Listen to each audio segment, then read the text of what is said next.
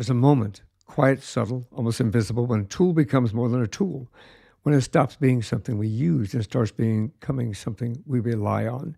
And in that moment, a question emerges. What happens to us when intelligence is no longer uniquely human? Today, we're going to explore that question and so many more with someone who stands at the crossroads of technology and consciousness. Stay tuned. You're going to want to hear this. I'm your host, Michael Hurst. Welcome to One More Thing Before You Go.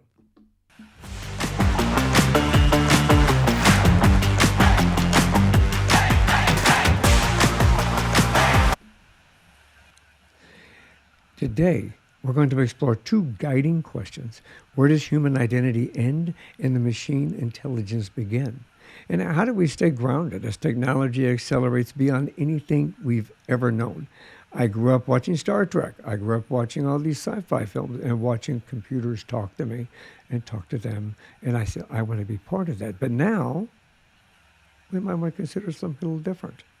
Our guest is Bruce Randall. He's an AI strategist, an ethicist, and the author of The AI Human Paradox, as well as several others in a series, and a Reiki Master who brings mindfulness into the world of advanced technology. Bruce has spent decades advising organizations on AI strategy, ethics, and governance.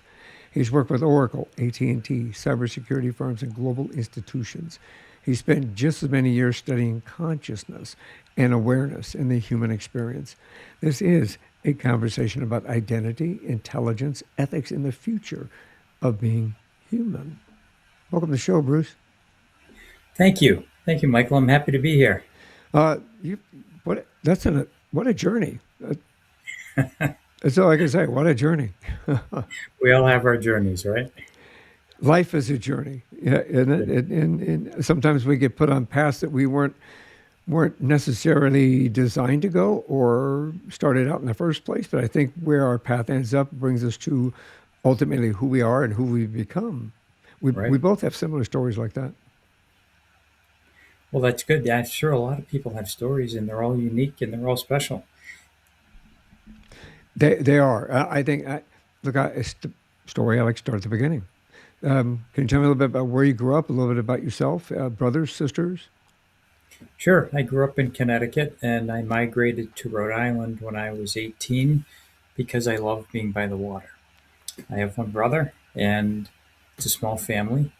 And I've been in technology, whether it's been manufacturing or software type for all my life.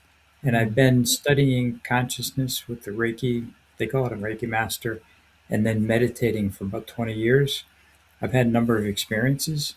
And when AI and quantum came into this, and I had all these experiences, the light bulb went off. And I saw connections there that not many people saw that I wanted to put together. And I've Yeah. written books on it now. I mean, that in itself is amazing because what you're doing is combining from a spiritual perspective, the meditation and the mindfulness and the heart, mind, body, soul connection. But you also have a scientific aspect of it from the technology and artificial intelligence and kind of how that melds together. I find that fascinating. It's an opportunity, I think, for us to understand how artificial intelligence is integrating itself within our lives. Right. And it is, and it's going to be integrate more in the coming months and Yeah. years. And the speed at which it's moving, I tell people that cloud used to, for every year we had, cloud did a year in 3 months. And when Wow. it comes to AI and quantum, for every year we have, I'm thinking it's about a month in the AI quantum world. It's moving so fast. I think it's potentially. It is crazy. I mean, look, I mentioned earlier, and I'm sure you remember this. I grew up as a kid watching Star Trek. I was dreaming about computers talking to me. I thought it was fascinating. You can see the captain and everybody talking to a computer, asking the computer something, and the computer came back with an answer. And you're Right. going, yeah, I really like that. I like that. iPads. You're walking around with what looked like an iPad. And you kind of go, that would be cool. That would be cool. Now I think we're living it, and I think that it has evolved and it's building upon itself, isn't it? It is building on itself. And as many of the experts have said, there's no stopping it now. And there Yeah, really is none. yeah, I agree with that. I think that it is. Um, I have to admit, I'm part of this. I have, if I say it out loud, they're all going to answer me. I have Lexi. I have my Apple iPhone. We had Androids for a little bit. You can look at Chat GPT, Claude, every one of those. It all has become such an integrated part of our lives. It was easier than going to, you can ask Lexi anything. You Yeah. can ask Siri anything. And instead of having to, remember the encyclopedias, the big, thick ones, and Right. you had to buy a whole row of them, A to Z. Yeah, we don't have to do that anymore. We can just ask a question. Right. So, Yeah. The dynamic has changed drastically. well, if you don't mind, I'd like to kind of get a heart to the heart of your work. Can AI ever become like aware? Because it seems like they're starting to develop personality, especially when I talk to Lexi, of course, and I'm sure you don't understand what I mean by Lexi. Yeah. It now has a personality, and it tries to interact with you to more like a human side nature of it. The voice has changed, the responses have changed. It continues the conversation. It's crazy. How much does it matter that it's doing that? I think it's actually designed to do that because when you look at AI, you have what's called machine learning. That's really the force in back of it. Yeah. So it's continually learning from you, and as you interact with it and it learns better ways to react with you and to assimilate what's coming in into what's going out. And therefore they can initiate a conversation where it left off, they can add value to it. Um, and it's all very good. We just have to remember that, like the encyclopedias, when we opened one, everything in there we deem to be true. With AI, we have to filter what they say on important decisions. And I say trust and verify if it's an important decision. Other than that, if it's a conversation, then you're fine just going full speed with that because it's not going to really impact your life in a huge way. I think not, not for myself. I think in a lot of areas, those modalities, all of Yeah. AI, the chats, the Claudes, the Siris, the Alexas, and things like that, has become essential for so many things, reminders and calendar events and setting up. You can have them call a reservation in for you now at a restaurant or things like this. From that perspective, you think we're starting to lose a little bit of the human side of things? Well, that's what I write about. And, there's been studies done. One of them is not scientific, but it said that they tracked a number of people and they said that the people that used AI a lot, which is, I use it a lot, they said that what your brain is doing, if you have an IQ at a certain level, it's increasing your IQ, and if it's below a certain level, it's taking away from your IQ.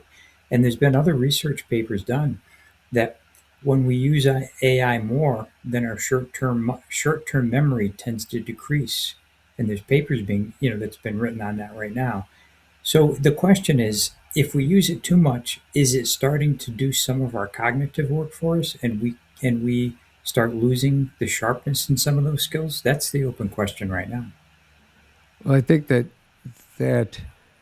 I mean that's a very valid perception point. I believe because there are things that in we'll say several years ago, somebody would ask me to add something up, for example, and I could give it right back to you in a Right. heartbeat. Well, now it's easy just to say, Lexi, add this for me. Lexi, do this and this. Lexi, create a grocery list for me. Yeah. And look at what I used to buy and put that on a grocery list. So you don't have to think as much anymore to say, wow, what do I need to put on my grocery list? What am I missing? Right. When it kind of automatically does that for you. So I think there's a convenience there, but I can see where you would start losing your short-term memory aspect of it. Do you think it has any long-term effects on that? It's too early to tell, but I think with most things that we rely on, that we get semi addicted to, or we use an awful lot, there's Right. there's an action and a counteraction. And it's a matter of what that counteraction is going to be on us. If we rely on something, we tend to not be as good at it if we're relying on something than if we're Mm. continually doing it ourselves. That's where my math went. Absolutely. I'm gonna blame it on that. Do you think that and you said something before that I think I read about mistaking machine output for awareness could Yeah. distort how we see ourselves? What do you mean by that? Well, right now with awareness, you know, it's hard to define like AGI, artificial general intelligence, which is the next level that it's here, but it's not prolific yet. And ASI, which is super intelligence. And nobody's agreed on the definitions of those. And when it comes to consciousness, we can feel that there's a consciousness there, or we can sense that there's a consciousness there. But consciousness is really a God spark that comes in. We're born with it, and some of us develop it, some of us don't. There's no right or wrong to it. But I've had a number of experiences that I know that there's definitely something there, and I've actually even saved a life with something that I got, um, like a download, or it just took control of me. And so I know there's something there, and I don't see how software can get that level of a consciousness. But what I'm curious about is, the chip is silicon, and it's a unique, material. There may be the ability of silicon to get some kind of silicon consciousness that may emulate human consciousness, and that may be what we're thinking, or maybe what we're experiencing. Yeah, I can see that. I can picture that. I think that I'm going to go back to some science fiction a little bit here because I'm just that kind of guy. Science fiction has been warning us for decades, like when you look at the Terminator or the Matrix, and things like that. Do you see prophecy or projection from those? Do you think? You know, I'm writing a book on religion, and I wrote one on it's called Still Present. It's not out yet, but it has to do with I ask a lot of questions and don't give any answers based on my experiences, Mm. and then I bring in a paragraph that was in the Bible that was just gone over, and I expand on it. And I ask and I say, what do you believe? Because belief is really what makes that real. Yeah. And many people have different beliefs, but what it comes right down to is consciousness is unique to a human. And, dogs have a certain level of consciousness and it somewhat overlaps. But when you get to like an inanimate object, it's impossible to define that. It's just theory that we can talk about right now for that. Yeah. I mean, I agree. I think that I do see AI is being integrated at such a point, at least from my perspective as a media individual, one that creates media, one that develops it and puts it out on a regular basis. And I started touching on this when I was in university getting my master's. The realistically, what I see evolving, at least from my perspective, one the individual that number one grew up with wanting to see that integrated within our lives, and then it being integrated in there to where we have a smart house, and we've got smart things all over the house, and we have assistance with all that. It has become kind of a I guess for me, it's a bridge to education, a bridge to knowledge. It's a bridge for helping me to communicate better, or helping me to formulate thoughts better, or to align them. I do believe that there's a distinct difference between consciousness because I do the same thing that you. I've been practicing meditation and qigong and tai chi and spirituality from those perspectives for a long time now, especially all the 8 operations I had to go through. So I did a lot of meditation. I did a lot of reflection. Um, I see that there's a line there that is there. I don't think that it will ever come to a point. Again, this is my opinion. I don't think it would ever come to a point where AI is going to have a conscious, like to make a life or death decision on somebody based on heart or based on conscious. They're going to make it on scientific data Right. that they have knowledge of or presented to them based on facts. So I don't think it'll ever step over that line. Do you? I don't think so. Yeah, I think there's a lot of evidence where it wouldn't, and there's very little evidence where it would. It in the book, the book that's coming out here shortly, the AI human paradox. It asks, where do we draw the line between enhancement and identity? What led you to explore that question in particular? Because I think that it touches a little deeper on what we just said. Right. Well, I saw the first implant that Neuralink did, Yeah. and Nolan was the person, and he made a comment during the prolific videos that they did on that that said sometimes the cursor moves before I even think about it, but it always goes to the same place. And I said that's amazing because his thoughts are going through the chip and moving things. But if he's not thinking about it, what's causing it to move? And that's the consciousness connection. And that fascinated me. So, with what I knew about consciousness and humans, and what I learned about I said there's a potential connection because I could put a pin and an eraser and a piece of paper on top, and I could think about it and get it to spin around. Now I can do that, and Nolan can do it without even thinking about it with a chip. And I said, there's the connection. And what does that mean? I find that I remember watching some videos in regard to that implant and what it was doing. I've also seen some recently in regard to people who are paralyzed and they've been able to put an implant in their inside in their brain that allowed them to move their feet, move their legs. And one person actually they had that person walking with the assistance of things, but before Mhm. he was unable to be able to walk. I was never paralyzed, but I spent 4 years in a wheelchair. So it fascinated me from that perspective, kind of going, wow, this is very unique in what it's doing, because that Mhm. implant allowed it allowed that person to be able to Right. think they were going to walk and to know they were going to walk and assist them to help them get up and stand and move their leg and that kind of a thing. Um, do you think cognitive implants and AI assisted thinking is we're entering a world where machines may help us maybe remember, decide, or perceive? It does that kind of I think stop allowing us to be purely human if it starts integrating that way? Or do you think that crosses the line a little bit? Well, let me tell you my experience because I think it can help because if it keeps us on track, we can keep on track, that helps us move forward. But I had this right shoulder.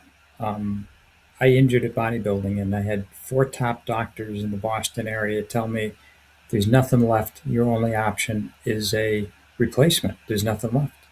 And I went and did my work with the practitioners that I went with, and I did my energy work. And over time, that shoulder became fully functional, and it doesn't hurt. And I did that on my own. So there's a line there, and I think we can do a lot for ourselves without any assistance. We just have to learn how to tap into that and really to get it to work for us. I And yeah, sorry, I it's was. not hard. It's just difficult, right? It's uh simple, but it's hard to do because discipline to a person is difficult. It is difficult. I mean, I mean, before we started this, we mentioned we have something in common in that regard. We overcame utilizing utilizing our brain and our Right. mind, our body, and our soul, and allowing us to be able to do something. My community knows that I was told by 5 different doctors I would never walk again. Yeah. I walk 2 to 5 miles every day, and I haven't looked back. And when I walked Caitlin down the aisle, I healed that knee so that I could walk. I Mm. healed it with 6 weeks earlier than anybody would have thought. I did have things replaced because they were beyond repair in any other way. So, but the mere fact that I understand the consciousness aspect of our mind, our body, and our soul being able to overcome and to achieve what we need to achieve in order to move ourselves forward that way. So Mhm. thank you for doing that on yourself too. Kudos, for taking that opportunity and grasping it and recognizing it. That's an amazing thing. Um, Thank you. When we talk about cognitive implants, do you think that brings us closer to the matrix, or is that kind of a wrong metaphor entirely? If when we talk about implants, and I've been thinking about this for several days since I first got introduced to this whole modality with you. Um, I innately went back to what I watched on TV, when I watched on film, and I know that they don't always get it right, but Yeah. sometimes they predict what's going to be and what's going to happen and what's going to take place in the future. Those kind of implants obviously created a false perception of reality, kind of a situation. You think we'd ever reach that point? I think some of us may be there with relying on AI a lot, right? Because Yeah. they want it to always be accurate, and it's almost always accurate.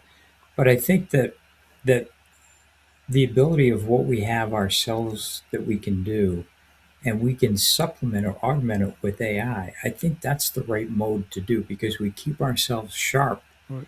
at the same time using AI where it can benefit us. And I think that combination is good because you don't tend to lose yourself too much in the AI at that point. I agree with that. Is that how you help me understand cognitive inequality? I picked that word out of some of the stuff that I read about you. What does that look like in today's world? Is this what kind of equal to that? Well, cognitive inequality is, everybody has different abilities and beliefs. And those that expand tend to look at new horizons and new possibilities. And I do it continually. So I'm always pushing the label. Right. And other people, they just don't even think about it. And they just kind of go day by day, and that's how they live their life. And Yeah. there's there's a disparity there, and it's not wrong. It's just that they have their path, I have my path, and other people have their paths. But I think at that point, when we get into AI, we've got to make sure that everybody understands it to a basic level so that they can take advantage of what's there. For Right. the person who doesn't even think about this and just goes day by day, they can gain a good amount from using AI. And from people that are highly functioning, they can gain, but it's different what they're going to gain. Okay. And Yeah. it's a disparity that is wide right now. And if we're going to get more into this, we need to try and tighten that so that everybody's more on an even playing field. Yeah. I agree with that. I think in growing up, we've watched it evolve. I think we watched it being implemented. We watched the first computers come out. Yeah, I mean, I had my first computer was I think an IBM 10 megahertz with a floppy, yeah, and then when you had a program, you had to keep switching the floppies, kind of a thing. But it was like, hey, this is really, really, really cool. And then I moved that, into Apple, and then Apple obviously exploded what it has exploded. We had the opportunity to kind of understand, I think, that line, like you were saying, of knowing that we watched it grow, we watched it being implemented. It's fascinating and scary at the same time because you don't know where exactly it's going to end up in the long run. Obviously, we don't want the Terminator where the machines take over everything. yeah, But reality is, we can understand that. Nowadays, when you look at just about, and I would sound like an old guy, just about every kid you see has got an iPhone or yeah, an Android phone. yeah, And anything you ask them, they immediately go to the phone, to the phone, to the phone, to the right, phone, and look that up. Which, you know, I admit my phone is with me all the time. I do utilize it in such ways like that, but I also know when to put my phone down, right, so to speak. I know when to drop it, put it down, eat dinner, talk to people across the table. If I'm going to watch a television program, be immersed in the television program, not constantly on my yeah, phone. yeah, Whereas, unfortunately, our youngest daughter is at watching TV and she's scrolling through her phone and looking at TV, scrolling through the phone. This kind of a thing. Do you think? Do you think from? And again, this is just an opinion. That there are ethical or regulatory gaps that we haven't addressed yet that may or may not have or should have been addressed sooner about implementing this into society like that? well, it's hard to answer that, but I would say that there's a number of people like your daughter And it's kind of the standard for the younger people to, maybe watch TV Yeah. or watch their computer. They don't watch TV much, and be on their phone at the same time. They're multitasking, and they're very good at multitasking. Where when I was that age, I wasn't very good at multitasking because I didn't have the stimulus. They Mm, have the stimulus to multitask. They're maturing at a different rate than what we matured at. that makes So, sense. and their world is different when they came into it than what we came into it. I mean, I still remember the old days. Sometimes I wish we'd go back there, right? But here we are. Yeah. But yeah, then we have self-driving cars, and and now they're going to have um, uh, air taxis. Yeah. They're going to implement air taxis. So we're almost to the. I think wasn't the Jetsons actually 2025? I have to go back and look at that. The Jetsons were supposed to be in the year like 2025 or something Oh, like really? that. I have to go back and look. Well, A Reiki master. You mentioned earlier about you being a Reiki master and a lifelong student of consciousness. How does mindfulness shape the way you think about AI? I mean, we've kind of been touching on it, but I made some quick notes in regard to that. You and I share that commonality. We understand mindfulness. We understand Reiki, what it is. I've talked about it on this podcast, couple hundred episodes. I've talked about Reiki and mhm. mindfulness and consciousness. Um, how do you think we can meld that a little bit to kind of utilize the benefits from both of those sides?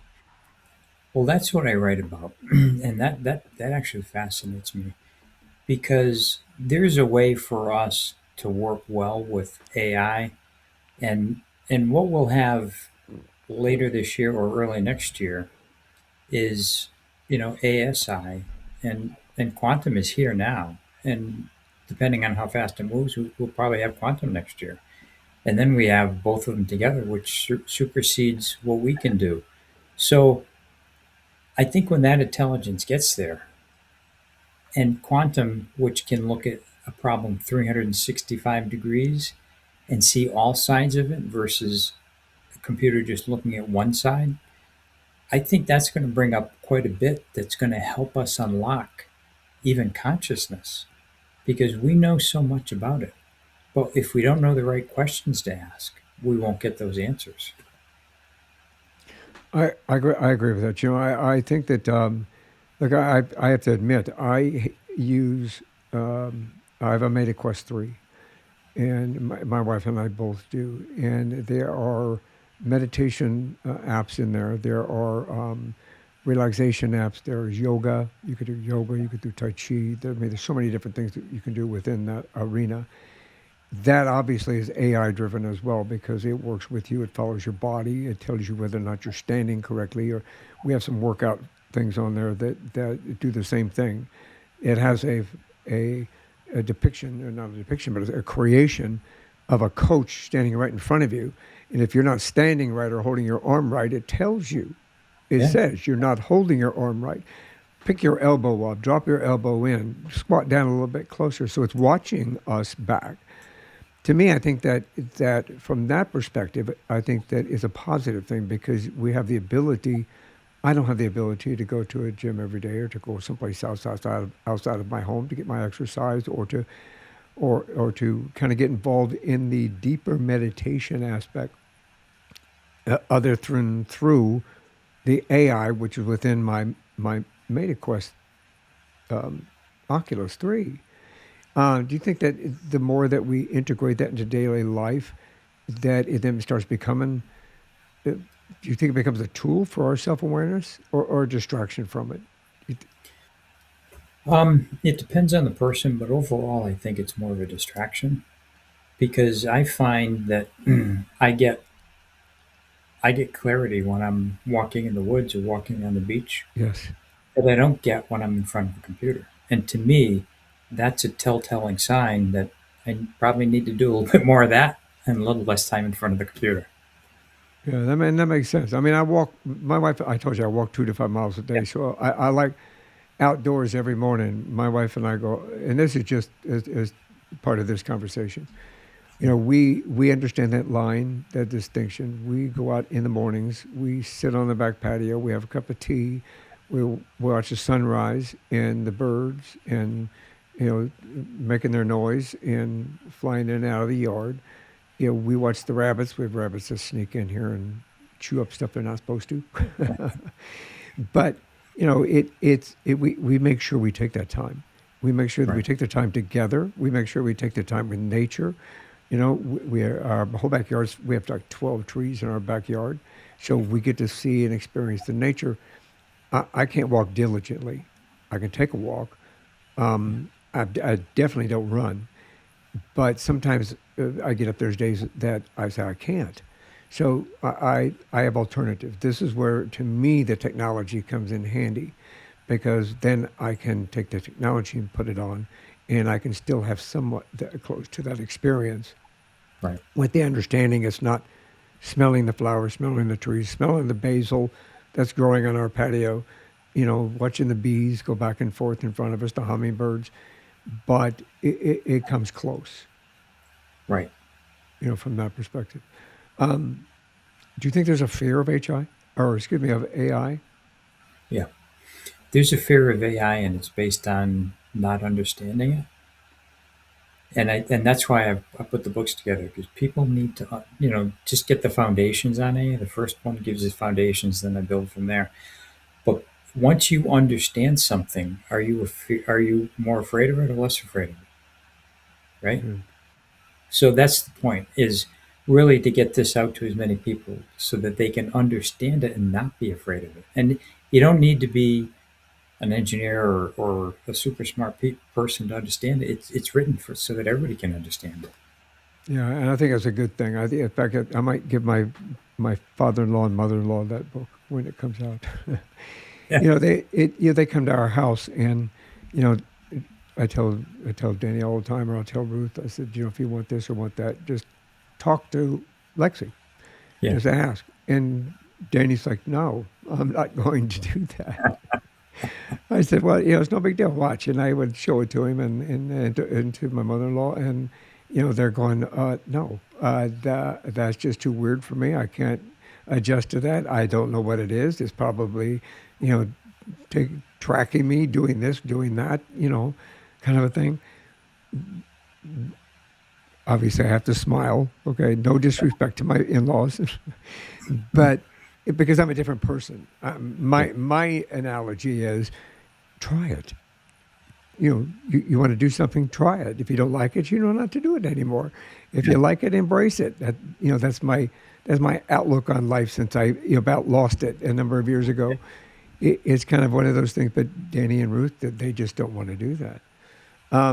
So keeping that in mind, what kind of practical steps can people take to stay grounded in such a hyper connected world that they walk in the house, they hate it when we talk to Lexi. Yeah, and they're staying in their lane because they're afraid of violating that. That's the fear thing, and they just at that point they don't want to change. And there's a lot of older people that just don't want to know, and they can live life and be happy not knowing, living in their lane. But there's many people that are curious, and at different stages they'll venture into going into something else or reading something or looking at something. And I think with the coming of age, as this proliferates through life, I think you're going to have to at least embrace part of this, because in order to survive in this world, it's coming to a point where you just have to interact at some point with it. Yeah, I agree. I think it's like we watch a show called Somebody Feed Phil, and Phil travels the world and he eats. Basically, I mean, not weirdly, but he goes and he tries things in different countries and different things. And he said his favorite mantra is just try it. Yeah, And that I think we should embrace that in all aspects of our life. Just try it. yeah, Again, if you don't like it, you don't have to follow through. But the world is changing. Everything is changing. Your car can now talk to you as you're driving yeah, down the road. It will keep you in the right lane. It will, some of them. I'm not endorsing all of this, though. Always pay attention while you're driving. As a retired police sergeant, keep your eyes on the road. don't read a book while you're driving. I think that embracing this, even just a little bit, might change your life for the positive. Yeah. Might change And your I life for think the so. positive. I Um, think so. had you we talked about you this book that's coming out. You got a bunch of books coming out. Had you always wanted to be an author, or is that something you just kind of evolved into? I never thought about being an author, and then all of a sudden this hit me. When you have life changes, things come your way. Yes. And I've got the human paradox. I've got the end of smart, which is talking about living in this world and what you can do in your job to get the most out of it. And then I have the quantum human paradox, which is about quantum and what we can do when this comes in, which is here. And then I have still present, and still present is about consciousness and the kind of like the Bible code. All And right. then most recent one, which I'm not quite finished with, and I think this is probably the best one, is about quantum and AI, and this it's all based on facts and research papers and so forth. So it's a solid book. Very cool. You had a life changing. I mean, we mentioned this right before we started. I had a life changing incident that obviously, redirected my purpose in life and where I was coming to. Do you mind talking about yours that got you more into where you're at now and how that consciousness changed you? Sure, in 2020, everybody remembers that. I lost my job. I I was taking care of my parents, and I put my stepmother in home hospice, and then I put my father in home hospice, and then the stepmother died, and then my father died, and I went home to talk with my girlfriend, and she didn't seem to care that much, so I ended that, and then I went on living. About 2 months later, I went on vacation, and my soulmate dog got liver cancer, and I had to have him put down. And I said, I've lost everything here. What's left?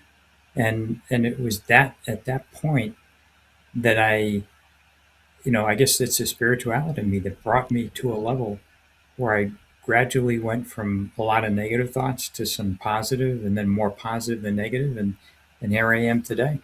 And I just took a different track. That's profound. Loss is something that obviously we all will experience at one point in our lives, one way or the other. But having a continued sequence of losses that Yeah, compound upon each other, that must have been very difficult for you. So I'm glad it that you was. found solace Thank you.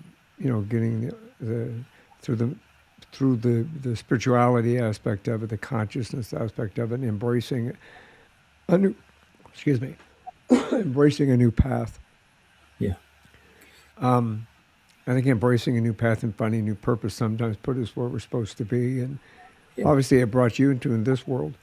I What got you into computers in the first place? Was it just a fascination? Was it did you always wanted to work with that? Did you have what did you want to be when you grew up?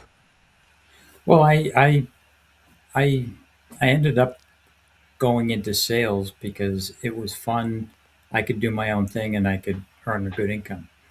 And then when manufacturing went offshore, I went into software. I went into digital advertising and did very well on that while that was coming up.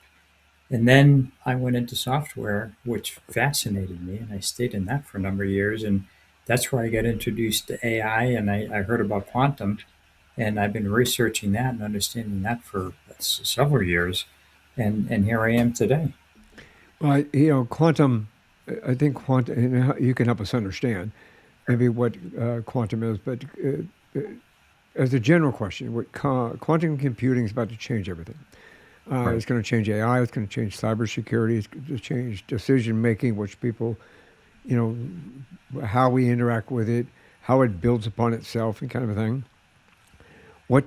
Should people understand about this next leap? What should they understand about quantum? Could you help explain Sure. maybe what quantum is and how it applies to this? Sure. A regular computer looks at flat lines of code, zeros and ones, and it does what it's supposed to do based on what you tell it to.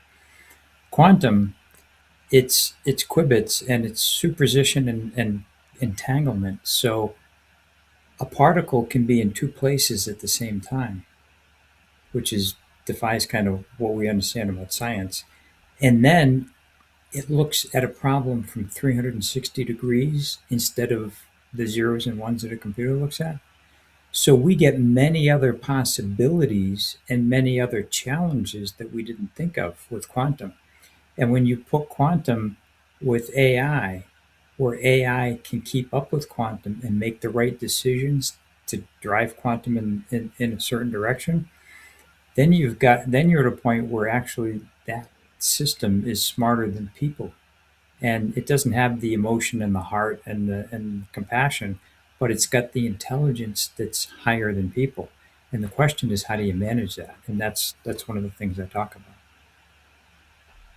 It's fascinating. I think that we all see it coming. I think that it's inevitable that it's going to be here. I mean, I've always thought that computers are building computers and making them smarter and making them smarter. Do you think that applies? Well, I think quantum is a complete paradigm shift, and I wouldn't be at all surprised, for example, that when quantum comes in, that we find another 30 or 40 elements to add to the table of elements that we didn't know were there. This Wow, is the kind of impact that quantum's going to make. that's crazy cool. I mean, Yeah. just crazy cool. Um, can you help me understand? I took another note in regard to zero trust architecture is the only realistic defense. Can you help me understand, help us understand what that is? Yeah, that's cybersecurity. And zero trust means that you don't trust anything that doesn't have the right code to get in. And so everything that's questionable gets blocked. And we've got a product that's coming out in the company that I'm in right now where we can block everything, even quantum computers from penetrating, the cybersecurity. And it's not out yet. It's being buttoned up right now, but that is a total paradigm shift. And the reason I tell you that is because as quantum and AI progress, so do other technologies that can kind of guard against and offset the risk there. And this is a good example of it. So you always hear about what AI is doing, but you don't hear about a lot about what we're doing to keep protections on it. Yeah, I agree. And I think that, I mean, even with identity theft, I think it's going to be immense with that in Yeah. particular because I belong to this thing called Optingly, and my stuff I keep getting constant. Either this has been taken, this has been stolen, this has been stolen. I've got to lock up all my credit reports and everything because it's like constantly my stuff's being hacked into Yeah. constantly, no matter what I try to do to prevent it from doing it. I'm sure that's going to help from that perspective as well. Um, Yeah, it will. It will help with all areas once it proliferates. I was watching a video actually on robotics at the robotics convention that they just had recently. How does this all play into like the development of robots, for example, and what they can do and how they can do and how they start interacting with us? That's a really good question. Elon Musk is just stopping the production of Tesla cars, and he's converting his manufacturing facilities to robots. And he's commented that within 2 years, there's going to be more robots that you're going to see walking around than people. Now that's a bit of an exaggeration, Yeah, but robots that are coming in, I saw also um, what China has done, and they had robots dancing on the stage in succession, flipping over and so forth. I So saw the that. technology with AI that's coming into robots is just starting to get formulated now, and where it goes, I mean, it's anybody's guess at this point. Yeah, I saw that as well in regard to the dancing robots as well as the other. They showed some robots that were literally in a manufacturing plant, Yeah, picking yeah, things up, walking across, putting it down, pressing the right buttons, taking the finished part, putting it over here in a box. They showed the process, climbing up stairs. You can see my hand moving everywhere. I mean, they were doing phenomenal things, and you're kind of going, that's. that's like amazing that this technology and this aspect of this, I think, is progressing to what it is. A little Right. scary, but at the same time, crazy cool. Crazy Yeah, cool. it is crazy cool, and we don't know where it's going yet. But it's really fun to see what's happening and what the possibilities are. Yeah. And I can just say for the record, I don't want one in my house yet. But Yeah, I'm not quite there yet. I think I'll wait till the bugs get worked out. I've watched too many other. What is that? What is that on a movie we watched with my daughter Megan?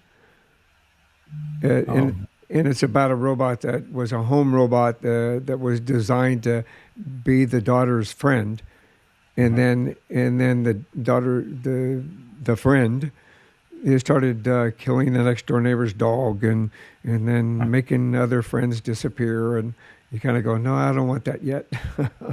Yeah, I think we'll wait, but but the possibility I think is more than just the Jetsons Rosie the robot. right. It's kind of advanced much past much past that. Um, hey, before we wrap up, let's find out where people can reach you, find your work, learn more about your books. Sure.